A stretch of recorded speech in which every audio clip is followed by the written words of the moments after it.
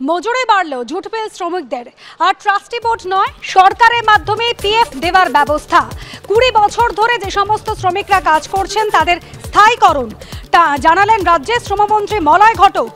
Jute শ্রমিকদের উন্নয়ন নিয়ে কেন্দ্র কিছুই ভাবে না, এমন অভিযোগ করছেন মলয় ঘটক। পাট শিল্পের বদলে প্লাস্টিক লবিকে প্রমোট করতে ব্যস্ত কেন্দ্রকে নিশানা রাজ্যের শ্রমমন্ত্রী। গতকাল যে এগ্রিমেন্ট হয়েছে, আমি এই এগ্রিমেন্টটাকে ঐতিহাসিক এগ্রিমেন্ট বলবো। 370 টাকা ছিল এমনি মাইনেটা, এখন সেটা হচ্ছে 485, মানে 115 টাকা ডেলি, মানে ধরুন প্রায় 4000 টাকা মাসে এটা বাড়ছে।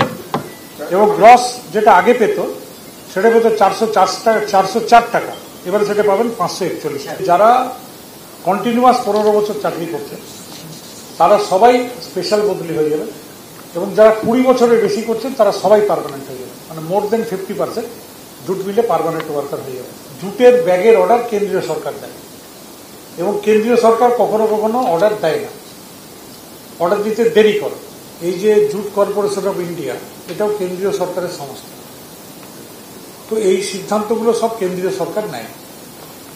এবং সব থেকে লজ্জার ব্যাপার যে আমাদের পাশে ছোট ছোট যে দেশগুলো আছে, বাংলাদেশও কিন্তু নো প্লাস্টিক কান্ট্রি ডিক্লেয়ার হয়েছে, অথচ আমাদের দেশে জুটের ব্যবহার কমিয়ে প্লাস্টিক বাড়ানোর চেষ্টা হয়।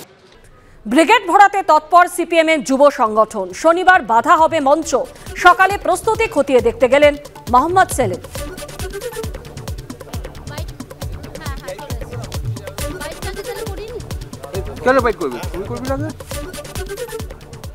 মীনাক্ষী মুখোপাধ্যায় তিনি এসেছেন, ডিওয়াইএফআই এর অন্যান্য নেতৃত্বে এসেছেন, কিন্তু তার সঙ্গে এসেছেন এই মুহূর্তে মোহাম্মদ সেলিম। তিনি রয়েছেন, তিনিও আজকে ব্রিগেডের মাঠ পরিদর্শন করছেন ডিওয়াইএফআই এর সদস্যদের সঙ্গে। দক্ষ অভিজ্ঞতাতে যারা যুবনেতা, প্রথম এই জেনারেশনের যুবনেতারা এই প্রথম ব্রিগেড করছে।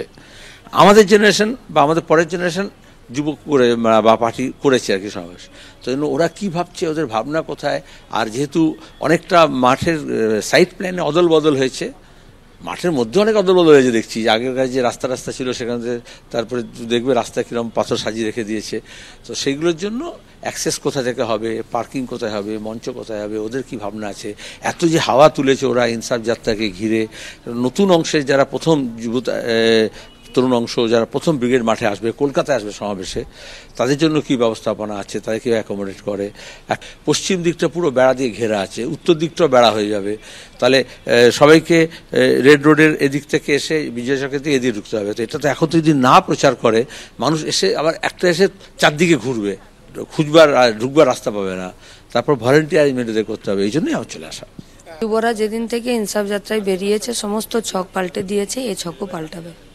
ডিওয়াইএফআই ইনসাফ যাত্রা করেছে, ব্রিগেডে রাজ্যের সংগ্রামী জনতা বার্তা দিচ্ছে, লড়ে যাও চোরের বিরুদ্ধে, দাঙ্গাবাজদের বিরুদ্ধে।